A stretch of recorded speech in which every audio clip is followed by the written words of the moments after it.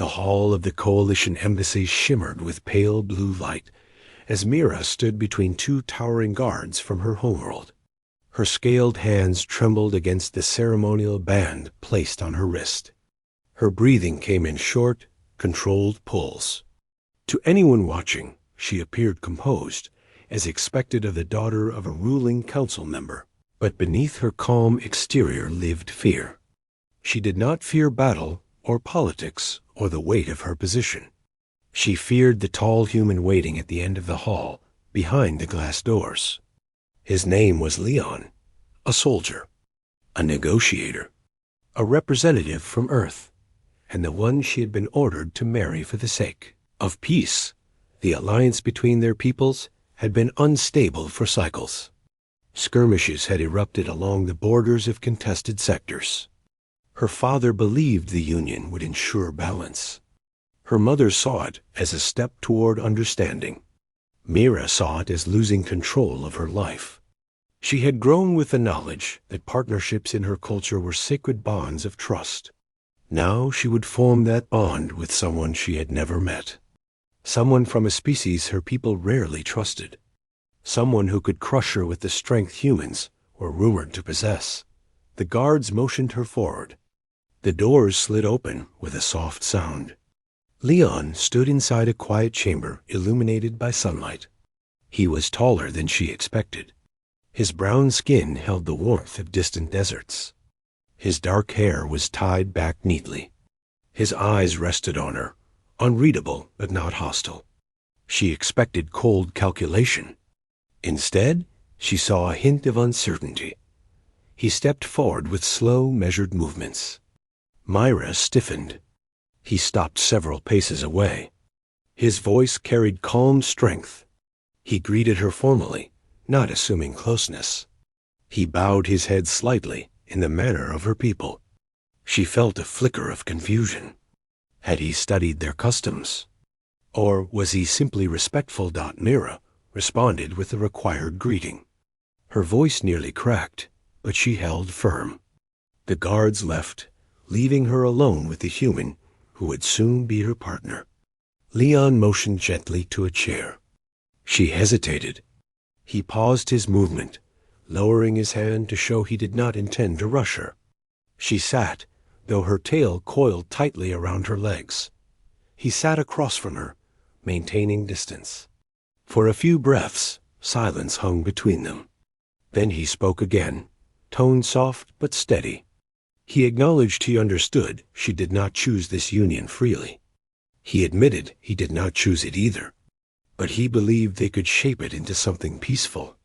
Not for duty alone, but for their own lives. His honesty surprised her. She was prepared for dominance or cold diplomacy. Instead, he treated her as an equal standing on uneven ground. She studied his face, searching for deception. She saw sincerity. It unsettled her more than aggression would have. The ceremony took place shortly after. It was conducted in a neutral chamber aboard a coalition station orbiting a quiet planet. Representatives from both sides observed. Mira recited her vows as tradition demanded. Leon followed with words his people used for solemn commitments. The bands on their wrists glowed faint gold as the agreement sealed. The moment the glow faded, Mira's uncertainty grew heavier. Now they were partners. Their new shared quarters were modest but peaceful. Leon carried only a small pack. Mira brought ceremonial items from her family. She set them on a shelf while Leon unpacked quietly. Every movement he made was deliberate, as though he feared startling her. When she accidentally dropped a small carved ornament, she flinched and stepped back.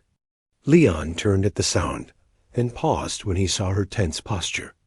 Instead of rushing to pick it up, he crouched slowly, letting her see his intention. He lifted the ornament with care and offered it to her with open hands. She reached out hesitantly. Their fingers brushed. She felt warmth, not force. That night she did not sleep. She lay on the side of the room designated for her, listening to Leon breathe. She expected him to snore or shift with the weight of his strong body, but he remained still. She wondered if he was awake, too. She wondered if he feared her as much as she feared him. Over the next days, they began to learn each other's rhythms. Leon rose early for training. Myra practiced the quiet exercises of her people. He often returned covered in sweat, yet always kept distance so she would not feel overwhelmed. When they ate together, he asked gentle questions. Not probing, not demanding. Small things. What foods she liked. What scents brought comfort. Whether bright or dim light eased her rest. Myra answered carefully. He listened with full attention. One morning an unexpected tremor jolted the station. Myra stumbled. Leon caught her with reflexive speed. His arms closed around her to prevent a fall. She stiffened, heart pounding. For a moment, she expected pain or crushing force. But his hold was steady, controlled. He released her as soon as her feet found balance. He apologized and stepped several paces back. She felt her pulse slow. For the first time she wondered if her fear came not from him, but from the stories she had been told. Later, a delegation arrived to evaluate the early outcome of the union. They questioned Myra about Leon. They asked if he treated her well. She hesitated. She did not know how to answer. He had not hurt her. He had not pressured her. He had been patient at every turn. She found herself saying he was respectful, honest, careful. The delegates nodded, expecting little more. But Myra felt an odd twist of emotion. She realized she was defending him. That evening she found Leon in the shared kitchen preparing a meal. He worked awkwardly with ingredients from her homeworld. The mixture smelled strange, but not unpleasant. When she entered, he straightened and stepped back from the counter. He explained he was trying to make something she might like. His voice held that soft uncertainty again. She did not know how to respond. She moved beside him and examined the bowl. It was not perfect. The seasoning was uneven, but the effort warmed her chest. She offered to show him the correct method. He stepped aside immediately, giving her space. She sensed he feared overwhelming her again. She lifted the bowl, guiding his hands only when necessary. The kitchen filled with shared quiet. For the first time she felt no fear at his proximity. Days slowly turned to weeks. Myra found herself watching him during conversations. She studied how he spoke with others. Firm but kind. Confident but not arrogant. She noted the way he listened before acting. She found comfort in his stability. One night, while reviewing diplomatic reports, Myra grew frustrated.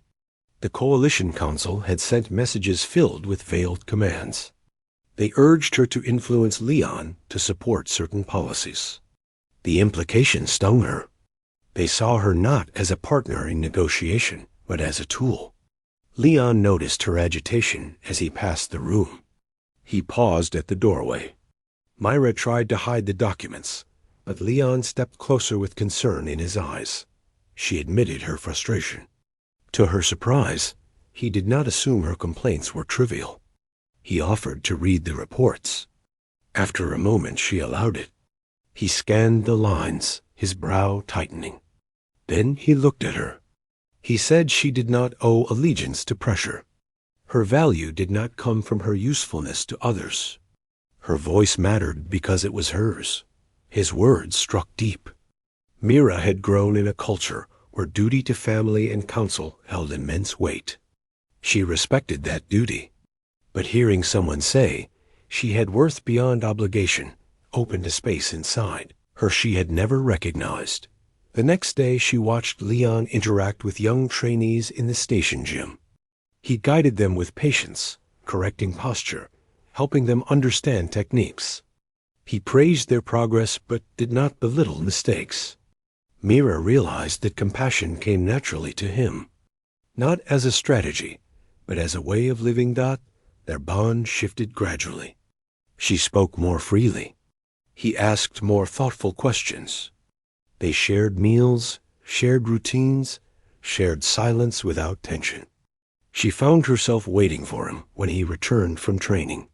He found himself bringing her small items from the market, fruits from her home, a woven cloth with patterns similar to those of her childhood. One evening, as they stepped onto a viewing deck overlooking the planet below, Mira felt the weight of her fear loosen. The deck was quiet. The soft glow of the planet cast gentle light over Leon's face. He leaned on the railing, looking out at the swirling storms far below. She stood beside him, closer than before. He spoke first. He admitted he worried he would never earn her trust. He said he knew fear could not be erased by words alone. He vowed he would continue to respect her pace. He promised he would never use his strength to dominate. He would only use it to protect if she asked. Myra felt her chest tighten. She turned toward him, scales shimmering in the deck's light. She told him she no longer feared his strength. She feared the possibility of disappointing him. The confession surprised even her. His expression softened. He told her she had nothing to prove. Their partnership was not a command, but a shared path. A quiet moment stretched between them. She realized her hands had moved closer to his without conscious thought. He noticed, but did not move, letting her lead. When her fingers touched the back of his hand, she felt warmth spread across her skin. For the first time, she sought the contact rather than avoiding it. Their relationship deepened with trust. They attended diplomatic meetings together. Mira spoke with newfound confidence, supported silently by Leon's presence. Council members noticed the shift. Even Leon's superiors remarked on his improved negotiation approach. The political tension across their sectors eased gradually, influenced not by force, but by the example set by the human and alien, who had turned an arranged union into understanding. When a border crisis erupted months later, both were summoned to mediate. Mira stood before the rival commanders of her people, her voice unwavering. Leon supported her arguments with strategic clarity. Their combined approach prevented escalation. After the meeting, Mira felt pride swell, not in her own performance alone, but in the bond they had forged. That night, in their quarters, Mira placed her hand on Leon's arm. She thanked him for standing beside her. He responded by thanking her for teaching him patience and insight. She stepped closer, resting her forehead against his chest. He wrapped his arms around her with gentleness shaped by months of careful understanding. From that moment on, fear no longer shadowed her heart when she thought of him.